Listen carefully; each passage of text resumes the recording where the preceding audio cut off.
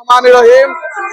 আজকে উত্তরাঙ্গুনিয়াবাসী অনেক আনন্দিত, কারণ শহীদ সালাউদ্দিন কাদের চৌধুরীর সুযোগ্য সন্তান কাদের চৌধুরী রাঙ্গুনিয়া 7 আসনের কান্ডারি, উনি আজকে উত্তরাঙ্গুনিয়াবাসীকে নিয়ে গণ মিছিল ও মহাসমাবেশের আয়োজন করেছে।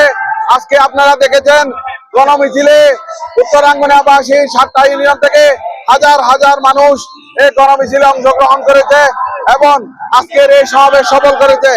আমরা আশা করব 12 তারিখ ধানের শীষে 12 তারিখ যে নির্বাচন হবে, আপনারা ধানের শীষ মার্কায় ভোট দিয়ে এই শহীদ সালাউদ্দিন কাদের চৌধুরীর সুযোগ্য সন্তান কাদের চৌধুরীকে বিজয় নিশ্চিত করবেন। সেই সাথে এখানে যারা আছে, বিশেষ করে জামাতপন্থী বটবাহিনী ও মোমবাতি নিয়ে যারা বিএনপির বিরুদ্ধে, ধানের শীষের বিরুদ্ধে, আমার নেতা কাদের চৌধুরীর বিরুদ্ধে অপপ্রচার করতেছে, আমি একটা কথাই বলবো, ধানের শীষে বিজয় দেখানোর সাধ্য কারণেই ইনশাল্লাহ আমরা ধানের শীষের বিজয় অতি সন্নিকটে।